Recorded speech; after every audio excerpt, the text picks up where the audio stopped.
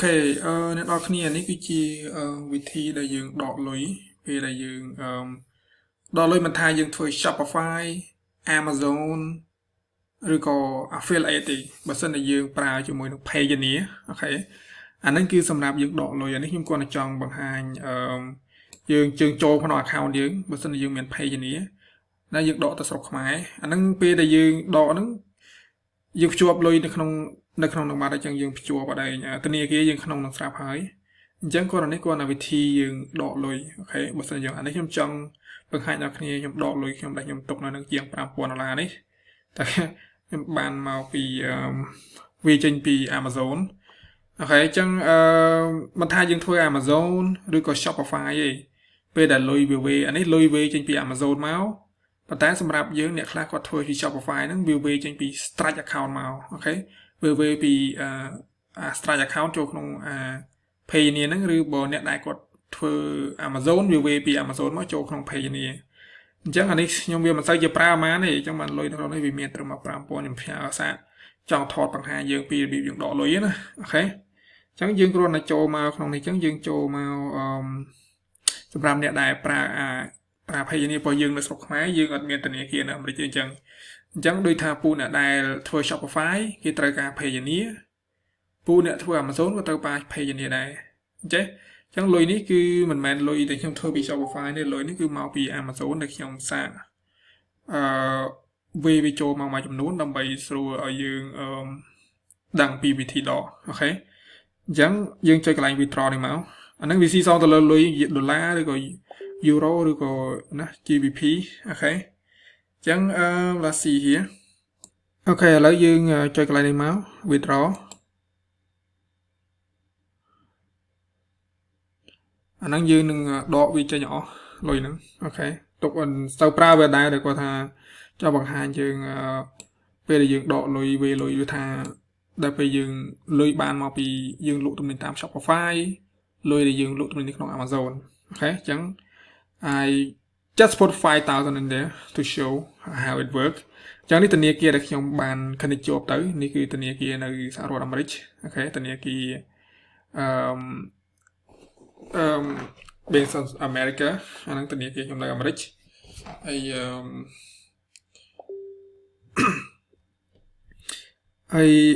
យើងដាក់គាត់ឲ្យវាយចំនួនទឹកលុយដែលយើងចង់ដូរអាហ្នឹងវាឲ្យយើងដកបានម្ដង25,000អូខេអញ្ចឹងម្ដងថា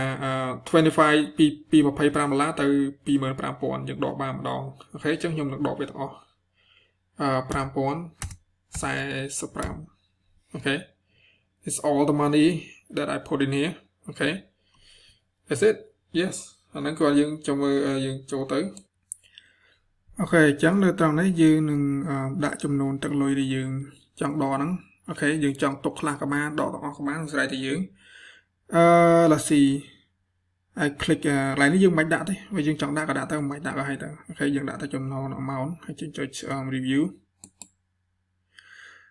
អូខេអាហ្នឹង review អូខេទៅចូលទៅក្នុង Bank of America អូខេអានេះវា charge ខ្ញុំប៉ុណ្ណេះដោយសារខ្ញុំមិនដឹងថាយើងនៅស្រុកខ្មែរវា charge ប្រហែលខ្ញុំមិនច្បាស់ទេណាអូខេអញ្ចឹងឃើញនេះខ្ញុំវេលុយពីអានេះមកវា charge ខ្ញុំតាម$ជាងឯងណា fee $50 សេនអូខេប៉ុន្តែអានេះមិនដឹងមិនច្បាស់ 100% សម្រាប់យើងនៅស្រុកខ្មែរមិនដឹងថាគេ charge ប្រហែលពេលដែលយើងវេលុយទៅស្រុកខ្មែរណាអូខេអញ្ចឹងយើងថា I confirm I withdraw this detail about យើងចុចកន្លែងហ្នឹងមកអូខេបន្ទាប់មកយើងចុចwithdraw អូខេអញ្ចឹងថាlet's see here verify your okay identity keep your Payonner account secure please verify your identity by answering the secure question អញ្ចឹងអានឹងពេលដែលយើងបង្កើត account របស់យើងនឹងវាមានsecure question ណាគេសួរយើងដើម្បីបញ្ជាក់ថាយើងពិតជាយើងមិនថា What is your first grandmother name okay Which is your company with your whole អីចឹងមកណាអាកន្លែងនេះខ្ញុំនឹងបាំងយើងអស់គ្នាអូខេកន្លែងហ្នឹងអានឹងយើងដាក់មកយើងកន្លែងហ្នឹងយើងsecure question នោះយើងមិនចាំពេលដែលគេសួរយើងនោះគឺថា What is the first name of your grandmother អាហ្នឹងយើងដាក់កន្លែងហ្នឹងខ្ញុំនឹងបាំងអូខេអានៅកន្លែងនេះបន្ទាប់ពីយើងបំពេញឈ្មោះអាកន្លែងថា What is